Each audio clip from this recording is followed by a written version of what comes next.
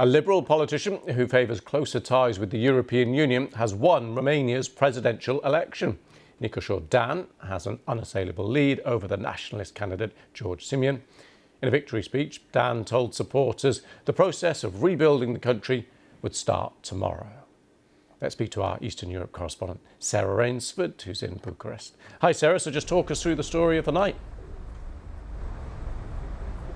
We were on the streets last night here in central Bucharest, and there was a really big crowd that had come to the headquarters of Nicusor Dan. Now, he's the mayor of Bucharest, but he's the man who has just won the presidential election here. It was an extremely tense few months because if you remember back in November, the elections were run for president, but they were then cancelled because the man who won, a man called Călin Georgescu in the first round, it was found that there was evidence of Russian interference in the vote. So the whole thing was cancelled, and 6 months later it was run again. And last night when Nicusor Dan announced his victory, amongst the chants, people cheering his name, people screaming with excitement, there were also chants saying, "Russia, don't forget, Romania is not yours." So in many senses, this was a vote against Russian meddling. It was a vote from Romanians saying this is their country, they'll decide their future. But over in the other camp, if you like, the camp of George Simion, the other candidate who came second, there was also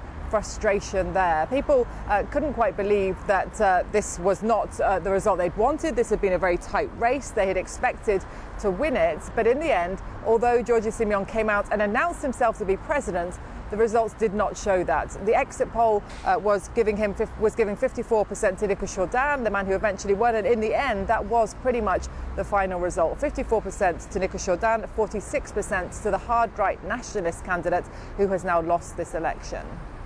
And so what does this mean for the country now? Well, it means that they have stepped away from the brink, if you like, of voting for a man who was very much a Eurosceptic, who is a hardline nationalist, a man who has said very negative and insulting things about many people here in Romanian domestic politics, but also just this week described Emmanuel Macron of France as a man with dictatorial tendencies.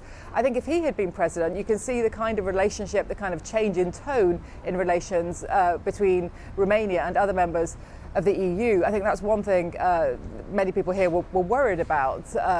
I think in terms of relations with Ukraine, things will now stay the same. The candidate, the nationalist candidate, had said he would stop military aid to Ukraine. There's a lot of talk about the need to push for peace for Ukraine, which is essentially what Vladimir Putin says. So that has changed, or that will stay the same. Romania will remain a key ally of Ukraine, which is on its border. There is quite a lot of concern here about the war in Ukraine. Lots of people have been focused on that in the run-up to this election, people talking about the danger of the war spilling over into Romania. And that was kind of a key thing in people's minds as they went to vote. But ultimately, they voted for the candidate who will maintain the status quo, which is strong support for Ukraine, including military aid, and also helping Ukraine with its grain exports to Europe. So in that sense, this vote was particularly important. Sarah, thank you for that. We can speak now to Andrei Popoviciu, journalist in Bucharest. Thanks for coming on the programme. Thanks for having me. So are you surprised by the result? I think it started to be clearer and clearer as we were nearing the second round of the vote that Nicusor Dan has real chances to win. Let's remember, after the first round, there was a huge difference between the two candidates. Nicusor had 21%, while Simion had 41%. And then the polls were putting them at about 10% difference. And that difference shrunk as we were nearing the second round, mainly due to kind of a huge mobilization of voters in Romania and abroad, but also because a lot of mistakes that Mr. Simion has made that I think has really made voters, even those who voted for him maybe before, change their minds. So what were those kind of mistakes? Because he was in that commanding position. What, in your eyes, were the mistakes tactically that he made? I think Simion ran a campaign that was focused on attacking his opponent. He was very confident at the beginning of the first round, and even before it, he never went to a debate. Before the first round. He went to one after he got through to the second round with Nicusor Dan, And that debate was largely seen as a positive instance in which Nicusor Dan was catching up and managed to hold his ground in front of Simion. After that, he didn't show up to other 4 debates. He stopped doing interviews with the media, and he started attacking his candidate. Amongst these were personal attacks. He called him an autistic guy.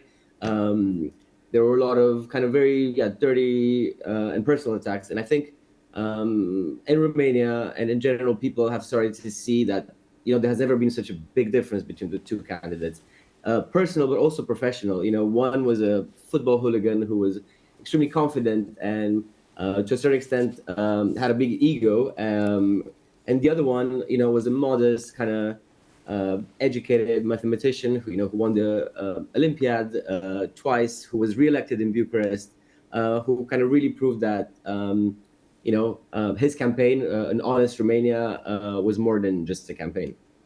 Andrei Popoviciu, thank you very much for coming on the programme. Thank you.